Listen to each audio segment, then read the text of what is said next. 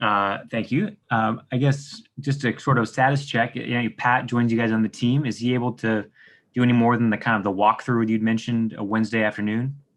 I'm not sure. I haven't got clearance on that, but he's going to be involved in practice today because it's going to be a mental day. A lot of learning, a lot of teaching. So he's going to be involved with everything we're doing today. And then just obviously the last time you guys see this team in Denver, it's a different team with Jamal. Obviously, how have you seen them stay winning without Jamal, without Barton? They've been, I think, 8-1 since Jamal went down. What have you seen from them to keep them going? Just staying consistent, and playing through Joker. He's making everybody better. The biggest thing, I think, the biggest key with Barton going out, and Murray, but, Barton went out last, is that Michael Porter Jr. really stepped up. He's really playing well. He's taking, some of the load and pressure off the Joker, just being aggressive offensively. So we got to lock into those two guys. We know Joker makes everybody on the floor better. So we got to mix it up on him, how we want to cover and defend him. But we really got to lock into Michael Porter Jr. because, like I said, with Barton and Murray out, he's really making the team go offensively. So we'll go next to Justin Russo. Hey, Coach, how you? Good. How would you evaluate the team's overall preparedness as you guys enter the stretch run going into this postseason in about 8 games? You mean for the playoffs? Yeah. We just prepare as best as we can. We know we have guys out, and the guys that are injured, we're still trying to get them on the floor just to do walkthroughs and so they can kind of understand what we're trying to do. And we've added some things, we've done some things differently. So just making sure those guys are up to speed when they're able to get on the floor. Even though when you do it, game speed, sometimes they forget anyway, but at least they know a little bit of it when they get on the floor. So, it is what it is. These guys just keep, preparing and getting guys on the floor the best we can. Thanks. Thanks. We will go next to Ohm.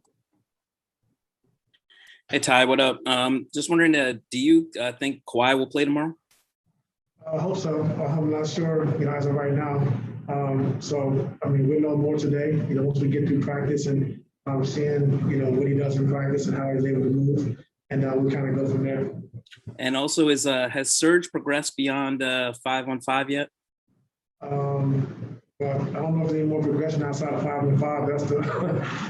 That's the biggest, progression is playing 5-on-5, get on the floor, be able to compete, have bodies on the floor with you. So he's been able to do it the last, few days. So hopefully we can, continue to do more as far as, longer stints for him, getting in better shape.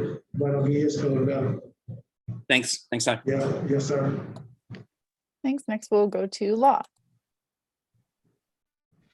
Hey, Ty, how you feeling today? Good, how are you? I'm feeling good, man. So I tried to ask this Wednesday night, but the way I asked it had you focusing more on the game in Phoenix than what is ahead on the schedule. So I'm looking at the last 8 games of this regular season. I'm looking at how you guys came into the bubble. You had 8 regular season games to prepare for the playoffs. So quite simply, how are you able to take advantage of where you're at in the season now with these last 8 games compared to where the team was last year when they had those same 8 games to get ready for the playoffs? I think the difference is we have more time. Like I said, we have 8 games, but we have 3 more times where we have 2 games in 2 days rest in between games. So I think we have more time than we did than we had in the bubble. We have everybody here. But we have some guys injured, but everybody's here. Last year, Trez, had the incident, Pat Beverly had the incident, Will had the incident. So guys wasn't really there. So we weren't able to really practice. Those guys weren't really able to see what we were trying to do going forward. So that made it tough. Even though we have guys out, everyone's still here. Everyone's at the facility. They're able to see what we're doing. They're able to walk through and just touch the floor and still be around the guys. So that's the biggest difference. Thanks. Next, we'll go to Tomer. Hey, Ty, is it too early to ask for starters tomorrow? I'm always honest with you, Tomer, but I really don't know about tomorrow because not knowing Kawhi's situation or status. So, but I will let you know tomorrow when you ask me about 5:15 then. Yeah, 5:15, I will let you know for sure. Okay, I'm just kidding, but I appreciate the honesty. Yeah. On another note, with only 8 or 9 games left and this team hasn't been healthy, but when you guys have been healthy, you're good. Is there a sense of you're almost running out of time and you have to make do with what you can, chemistry on the court wise when guys are healthy? Yeah, I think we just got to, go with who's healthy right now. Just thinking that's going to be our rotation until we get guys back, and then we're able to, fill them in. But, it's been hard, so, like I said, our young guys, our veteran guys, like even Nico and Pat, those guys have really stepped up.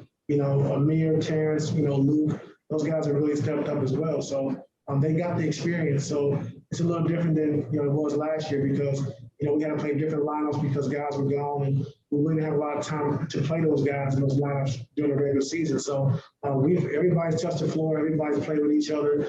So I do feel confident about that. But like I said, it is important that we start getting guys back in a timely fashion because we are running out of time. Thanks, Ty. We have time for one more from Andrew. Go ahead, Andrew. Hey, Ty, just sort of a follow-up to that. I mean, is this you've been around the NBA for so long now? Like, is there when you were a player or even with Cleveland when you're coaching, like, there ever been kind of an analogous situation where this late in the season you're sort of waiting for some key guys to get back and you're still playing a bunch of rotations? Like, do you draw on any experiences that are somewhat similar to this, or is this sort of new this late in the year, waiting for this many guys? It's been new for me. In Cleveland, we had guys in and out throughout the course of the season. Kyrie and Kevin Love and Shumpert was out, and so we've had guys in and out. But to have this many guys out at the same time is different, and new. And then it's late in the season, the same thing. In Cleveland, we always thought that as long as we're healthy, we're in a good position. And I feel the same way about this team. We're healthy. Like you said, we've shown that we win games. We show we play well on both sides of the basketball. And we had a rhythm, but the guys started going down. They haven't been back for a while, so it's been a long time since we had our whole team.